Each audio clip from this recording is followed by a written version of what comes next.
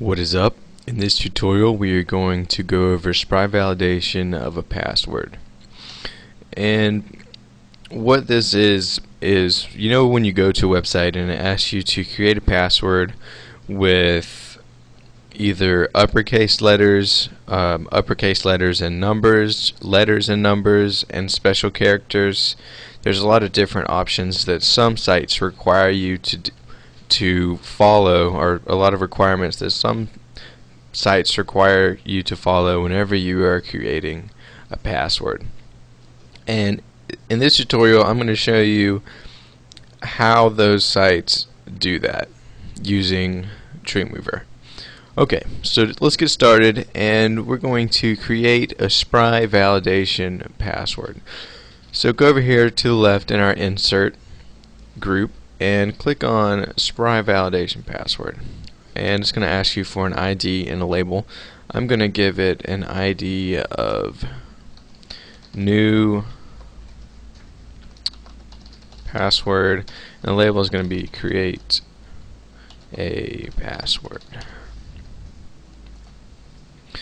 Here we go.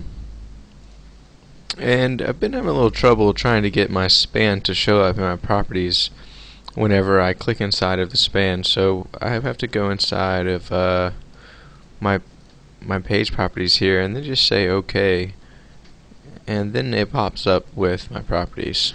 So if you're having that same problem inside Dreamweaver, click on the page properties inside of your properties tab down here at the bottom, and then just click on OK, and it should pop up with the correct spry password properties.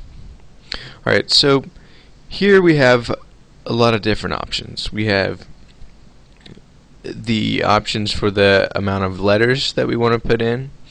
We also, let's give it a min of 16 characters and a max of a min of 8 characters and a max of 16. And what that's saying is basically the password has to be between 8 and 16 characters. And below that, we can give it some more options. We can say that they have to have at least one letter and at least 2 numbers. And we're just going to leave the uppercase ones blank for now. And we're going to leave all the max blank. And we're going to set the min special characters to 1. And the special characters are things like question marks and exclamation points or periods. You want to make sure and be very specific about what special characters are to your user. That way they know what it is. Some people might and some people might not know. But for this example, we're going to use the question mark as a special character. So just to review what we have clicked on here, we have set the password to have a minimum number of 1 letters and a minimum number of 2 numbers, and then a minimum special characters of 1. So I'm going to run this, try to save it, and test it out here. There we go. So I'm just going to type in something that is not legit and submit it. And it says the minimum number of characters is not met. Okay, of course, I only typed in 1.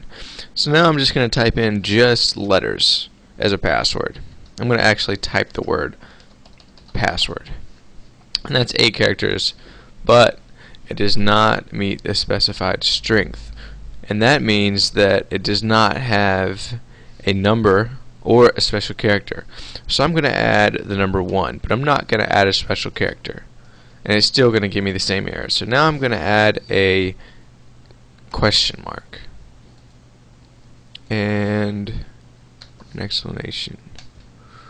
And it's still saying that I'm not meeting the specified strength.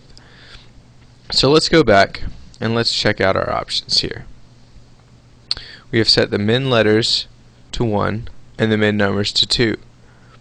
So I only had 1 number inside, so I'm going to put another number right there, and there we go. It is good to go. So now you can see how those sites use form validation to make sure that the user is creating a password of the specified strength. And you can do all of that right inside Dreamweaver without even doing or writing any code yourself. You just have to fill in the correct form inside of your properties panel, and you're good to go. And that's it for this tutorial. We're about finished with the Spry validation series. We only have 2 more to go, and after that we will do a wrap up of everything that has to do with forms, and we'll sort of bring it all together, and then we'll move on to more advanced Spry techniques that aren't validation, but more of user, I guess, like interactive web pages using the Spry assets. So make sure to continue watching. Hopefully you guys are enjoying these tutorials and learning new things. We only have a few left, so make sure you finish out the Spry validation series, and I will see you in the next tutorial.